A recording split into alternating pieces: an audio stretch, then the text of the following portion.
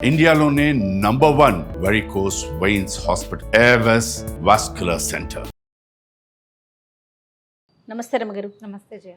రమగారు, మన కొన్ని దేవాలయాల్లో నిమ్మకాయలో దీపం పెడుతూ ఉంటారండి. దీనికి ఏమైనా ప్రత్యేకమైన కారణాలు ఉంటాయా? అంటే ఏ ఫలితం కోసం నిమ్మకాయలో దీపం పెడుతూ ఉంటాం? దుర్గాదేవి అనుగ్రహం కోసం పెడతారు. నిమ్మకాయ దీపం మామూలు సమయాల్లో వాటికంటే కూడా రాహుకాలంలో పెట్టడం విధానం. అవును. ఈ రాహుకాలం అంటే ఎప్పుడు వస్తుంది? రోజుకి ఒక టైం ఉంది. మంగళవారం 3 నుంచి 4:30 దాకా సాయంకాలం, ఓ పావు గంట 10 నిమిషాలు అటు ఇటుగా ఉంటుంది, 3 to 4:30. శుక్రవారం 10:30 to 12. ఈ 2 రోజుల్లోనే ప్రత్యేకంగా మనం దుర్గాదేవి కోసం పెడతాం. దీంతోపాటు అష్టమి నాడు పెట్టచ్చు. అష్టమి ఏ వారమైనా సరే, అష్టమి ఏ వారం అయితే ఆ వారానికి సరిపడిన రాహుకాలంలో చూసి పెట్టుకోవచ్చు. కానీ ఎక్కువగా ఇది మన ప్రాంతపు సాంప్రదాయంగా కనపడదు చేయ. తమిళనాడులో బాగా పెడతారండి. కామాక్షి దీపం అని పెడతారు. అక్కడ పైగా రాహుకాలం వాళ్ళు పాటిస్తారు. అవును. మనకి రాహుకాలం పాటింపు మన దగ్గర ఉండదు. మనం వర్జ్యం పాటిస్తాం. వర్జ్యం ఎప్పుడుంది అని చూస్తాం. అవును. వర్జ్యం చూసుకుని పనిచేయటం మన విధానం. క్రమంగా ఏమైందంటే గ్లోబలైజేషన్లో భాగంగా ప్రపంచ దేశాలను వదిలిపెట్టిన మన రాష్ట్రాల్లోనే కొన్ని పద్ధతులు, అక్కడి నుంచి ఇక్కడికి వచ్చిన వాళ్ళు, మా పక్కింట్లో నువ్వు మీ అమ్మగారి పుట్టిలు మద్రాసు, అట్లా వాళ్ళు పాటిస్తారు. నువ్వు చెప్తావు, అబ్బో రాహుకాలం, ఎందుకంటే మీరు రాహుకాలను వెళ్ళారు అందుకే మీ పని అవ్వలేదంటే నా బుర్రలో అది ఫిక్స్ అవుతుంది.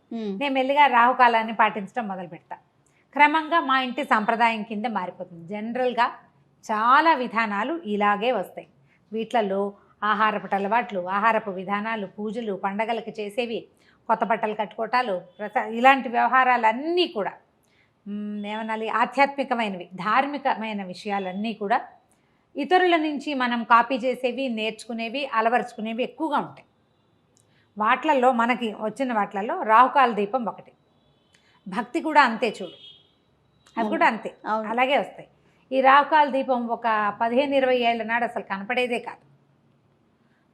హైదరాబాద్లో స్కందగిరిలో కామాక్షి అమ్మవారిది ఒక అమ్మవారి దేవాలయం, ఉపాలయం, అక్కడ కనిపించేవి నేను 25-27 years బ్యాక్ నేను చూశాను.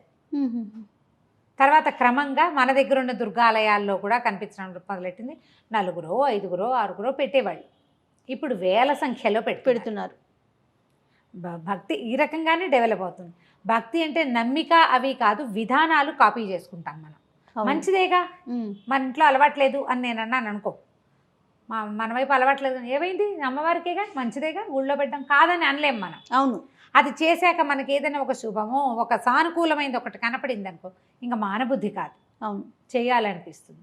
బోల్డ్ అని విధానాలు ఉన్నాయి దానికి. శుక్రవారం కానీ మంగళవారం కానీ రాహుకాలంలో అమ్మవారి సన్నిధిలో దీపం పెట్టుకోవచ్చు.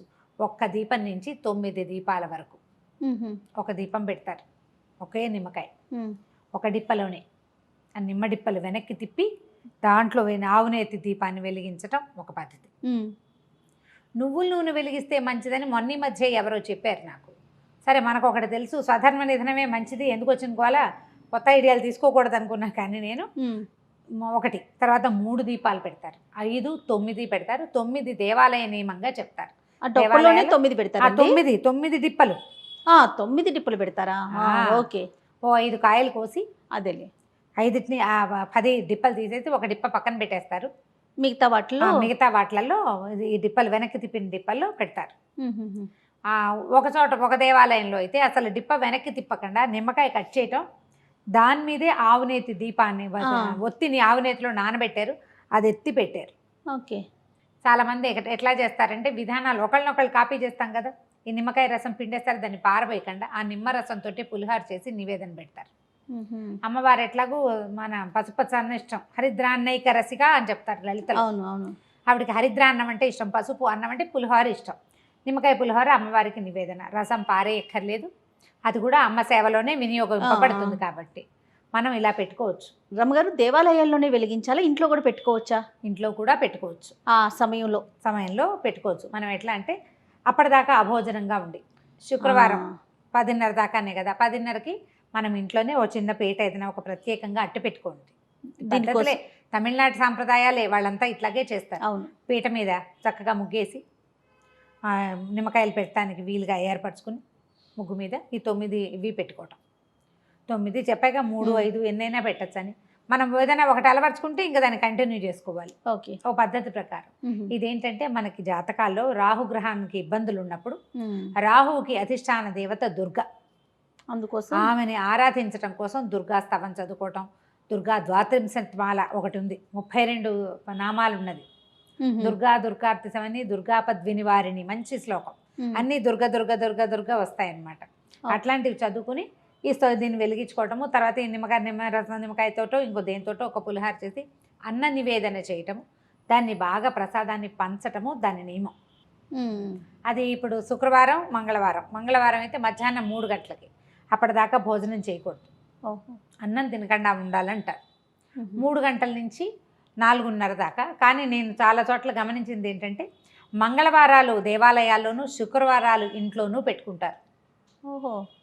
శుక్రవార రాహుకాల పూజ లక్ష్మీదేవికి కూడా ప్రీతికరమని ఒక చోట వింటున్నాం ఇవాళ రేపు. కానీ ఎప్పుడైనా రాహుకాల పూజ అంటే రాహు సమయంలో పెట్టుకుంటేనే జపిస్తే అది దుర్గాదేవికి చెందుతుంది. ఆ సమయంలో దుర్గని గనక పూజిస్తే అమ్మవారి దయ వల్ల రాహు గ్రహం తాలూకు మనకి అంతర్దశలలోనో విదశలలోనో ఎక్కడో చోట రాహు తాలూకు ప్రతాపం ఉన్నప్పుడు మనకి ఇబ్బందులు ఉన్నప్పుడు అవి తొలగిపోవటం కోసం సాధారణంగా జాతకాన్ని ఫాలో అయ్యి చేస్తారు ఇట్లాంటివి. కాదు రమ్మగారు, పెళ్ళైన వారైనా పెళ్లి కాని వాళ్ళు ఎవరైనా చేయొచ్చు. ఎవరైనా పిల్లలకి జాతకం చూపిస్తారు, రాహుదోషాలు ఉన్నాయి, రాహుగ్రహంతో ఇబ్బందులు ఉన్నాయి అలా చెప్పారనుకో, ఏం చేయించమంటారు అంటే పరిహారం చెప్తారు, రాహుకాల దీపం పెట్టండి అంటే సులువు కదా. అవునవును. దుర్గాదేవికి సంబంధించిన స్తోత్రాలు కొన్ని చక్కగా చదువుకోవటం, నేర్చుకోవటం, దేవాలయానికి వెళ్ళి అక్కడ శ్రద్ధగా చేయటం, ఆ దీపాన్ని అమ్మవారికి చూపించడం. దుర్గా చక్కగా స్థిమితంగా కూర్చుని ఉంటుంది. అమీర్పేటలో ఉన్న దుర్గా అమ్మవారి దేవాలయంలో అయితే మంచి హడావిడిగా ఉంటుంది. అవును, బాగా ఫుల్ టైం. అప్పుడు ఏంటంటే మనకి దేవాలయంలో అయితే ఏంటంటే చక్కగా అర్చన చేసుకునే అవకాశం, సాంగంగా పూజించుకునే అవకాశం లభిస్తుంది. మనం ఇంట్లో అయితే ఏంటంటే మనకి చేతొచ్చిన పూజ చేస్తాం. అవును. సాంగ పూజ ఎట్లా కుదురుతుంది. దేవాలయంలో అయితే అర్చక స్వామి ఎవరో ఉంటారు, వాళ్ళు చక్కగా అన్నీ చెప్తారు, ఒకదాని వెనకాల ఒకటి ఏం చేయాలి లైన్ ప్రకారం మనకే వచ్చి చేసుకోగలిగితే అది ఏమీ రాదయ్యా. మనకి గుళ్ళోకి వెళ్ళలేం, ఇంట్లో చేసుకోవాలి. చక్కగా దండం పెట్టుకోండి, దీపారాధన ఒక మామూలు దీపారాధన చేసుకున్నాక అప్పుడు ఈ రాహుకాల దీపాన్ని వెలిగించి దుర్గాదేవికి సంబంధించిన ఏ స్తోత్రాన్నైనా మనం చదువుకోవచ్చు. చదువుకుని పళ్ళు పాలు తర్వాత ఇంట్లో ఉంటాం కాబట్టి పానకము వడపప్పు అలాంటివి నివేదన చేస్తే నిమ్మకాయ దీపం చాలా ఫలితం ఇస్తుందని, సమస్యలు రాహువు వల్ల వచ్చే సమస్యలు మనకి తొలగిపోతాయని చెప్తారు. ఇది ఒక మంచి ప్రయత్నం. ఇది అందరూ పెట్టాల్సిందే చేయాల్సిందే అని అనుకోవద్దు. మీకు ఆసక్తి ఉంటే పెట్టుకోవటం, ఆసక్తి ఉండి అవసరం ఉండి. ఇది మనకి గ్రహదోషాలు ఉన్న వాళ్ళకి చాలా బాగా ఫలితాన్ని ఇస్తుంది. మామూలుగా పెట్టుకుంటే కూడా మంచిదే. మేము శుక్రవారాలు మా లెక్క ఏంటంటే ఆ 12 గంటల దాకా ఉండాలి దీపారాధన. మామూలుగా కూడా ఉంటుంది. శుక్రవారం ఏదైనా కాస్త అటు ఇటుగా లేట్ అయినా, పూజ లేట్ అయినా కూడా 10:30 లోపల దీపం పెట్టాలి, రాహుకాలానికి ముందే దీపం పెట్టాలి అని పెట్టుకుంటాము. ఒక్కొక్క నియమం, మనం సింపుల్ నియమం పెట్టుకోవాలన్నమాట. మనం చేయగలగాలి కదా. ఏదైనా పెద్దది బరువు పెట్టుకోవడం సులువు, దానికోసం ఇంటిలిపాది ఇబ్బంది పడేలాగా ఉండకూడదు. ఈజీగా చేసుకుంటే కనుక మామూలుగా దుర్గా ఆరాధనే చాలా అత్యద్భుతమైన ఫలితాన్ని ఇస్తుంది. భయం పోగొడుతుంది. ఆపదలలో కూడా మన వెన్నంటి ఉండి, ఆపదలు రావని చెప్పలేం, వస్తాయి, వచ్చినా కూడా వాటిని తట్టుకోగలం, తప్పించుకోగలం, ఎవరిదైనా సహాయం లభిస్తుంది. అందుకని ఎప్పుడు దుర్గా పూజ చాలా సత్ఫలితాలను ఇస్తుంది. అందులో ఇదొక విధానం. తప్పకుండా. నమస్తే. నమస్తే.